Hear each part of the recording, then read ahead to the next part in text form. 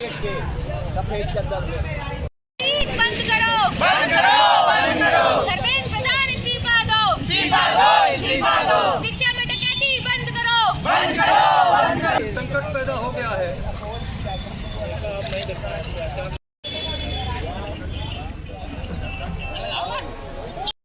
सरकार हमारे सवालों का जवाब दो, जवाब दो, जवाब दो, जवाब दो। सरकार हमारे सवालों का जवाब दो, जवाब दो, जवाब दो, जवाब दो।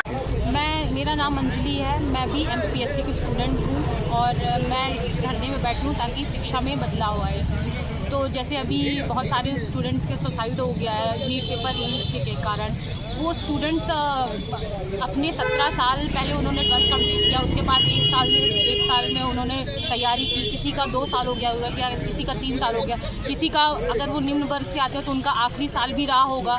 वो चाहते कि इस बार अगर मैंने बहुत मेहनत की है, मैं इस बार बहुत मेहनत करके इस बार पेपर क्रैक करूँगा, मगर अगर उनके नंबर अच्छे आए रहे होंगे मगर वो पेपर लीक हो गया जिससे उनका मनोबल कितना टूट गया होगा, उनके फैमिली वाले भी बहुत दुखी हो गए होंगे। तो इस कारण से उन्होंने सुसाइड किया और इसकी जवाबदेही सरकार नहीं दे रही है। बस वो कह देती है कि हम 2 लाख मुआवजा दे देंगे, 3 लाख मुआवजा दे देंगे। इससे सरकार पेरेंट्स को क्या समझा रही है, क्या समझ नहीं आ रहा है। ना वो कुछ बता रही है, ना शिक्षा व्यवस्था में कोई चेंजेस कर रही है, कुछ नहीं कर रही है। ऐसे ही बहुत सारे जब हॉस्पिटल में अभी हो गया था यूपी में कि बच्चे मतलब डेथ हो गई थी छोटे बच्चों की, उसमें भी सरकार ने बस ये मुआवजा दे दिया था और उसकी जवाबदेही कुछ नहीं ली थी। अभी कोचिंग में भी आग लग गई थी, वहाँ कोई मैनेजमेंट ही नहीं है। सरकार को गाइडलाइंस निकालनी चाहिए कैसे कोचिंग इंस्टीट्यूट रहेंगे, कैसे उसमें शिक्षा मतलब कैसे सुरक्षा व्यवस्था रहेगी। कोई नहीं, बैंक्वेट में बच्चे बैठे रहते हैं। अब युवा हमारे देश में सबसे ज़्यादा है, हमें उनको स्किल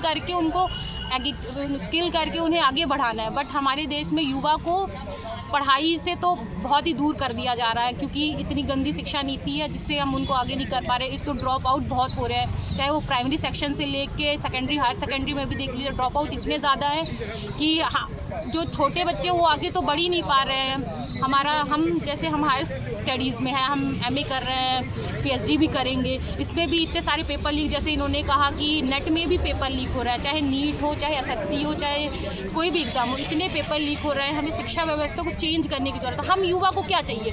हेल्थ चाहिए, एजुकेशन चाहिए, नौकरी चाहिए, बस इतनी तीन ही चीज़ चाहिए। मगर इसके बारे में कोई बातें नहीं हो रही। हम स्टूडेंट सुसाइड कर रहे हैं, उसमें भी कोई बातें नहीं हो रही है। इतना मेंटल ट्रॉमा है स्टूडेंट्स को, उसमें भी कोई बातें नहीं हो रही है। मेंटल एजुकेशन तो सरकार ला ही नहीं रही है, पता नहीं क्या चल रहा है। बस यही कहना चाहूँगी। और मैं शिक्षा को चाहूँगी चेंज हो, शिक्षा व्यवस्था चेंज हो। कोई भी सरकार हो, हम हर सरकार से अकाउंटेबिलिटी चाहते हैं। हम चाहते हैं अगर वो कोई भी काम कर रही है तो उसकी जवाबदेही ले, हम बस इतना चाहते हैं।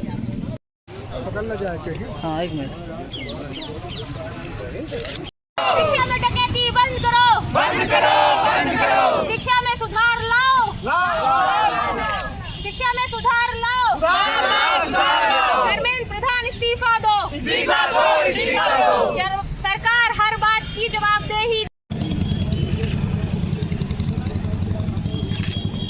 इस्तीफा दो, इस्तीफा दो। धर्मेंद्र प्रधान इस्तीफा दो, इस्तीफा दो। शिक्षा मंत्री इस्तीफा दो, इस्तीफा दो। शिक्षा मंत्री इस्तीफा दो। हम लोग यहाँ पर जो जंतर मंतर पर शिक्षा मंत्री के इस्तीफे को लेकर के आंदोलन चल रहा था और सोनम वांगचुक जी को हिरासत में लिया गया और लोग ये भी कह रहे हैं कि वहाँ पर जिस तरह से भेष बदल करके और डॉक्टरों के भेष में पुलिसकर्मी गए हैं तो उससे तो हम यही कहेंगे कि उनका अपहरण हुआ है और बिना किसी वार्ता के उनको वहाँ से गिरफ्तार किया गया। 21 दिनों से वो आमरण अनशन पर थे, लेकिन सरकार ने और सरकार का कोई प्रतिनिधि उस मुद्दे पर बात नहीं किया।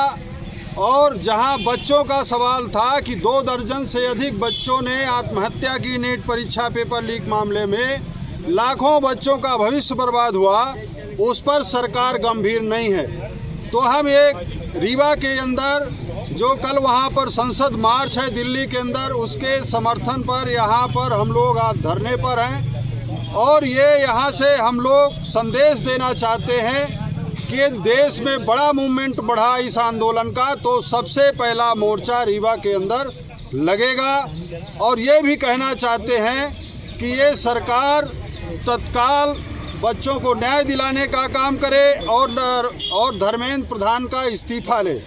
यदि ऐसा नहीं करती हैं तो हम इस मंच के माध्यम से मांग करते हैं कि देश में पूरी तरह से प्रधानमंत्री जनहित का कार्य करने में फेल हो चुके हैं, वो जनता के सामने सरेंडर करें और यदि ऐसा वो नहीं करते हैं तो अब ये मान लें कि ईवीएम के बल पर वो सरकार में दोबारा आने वाले लोग नहीं हैं। हम लोग कड़ाई से विरोध करेंगे, आगे बड़ा मूवमेंट चलाने का काम करेंगे। ये चेतावनी देने के लिए आज हम लोग यहाँ पर धरने पर हैं।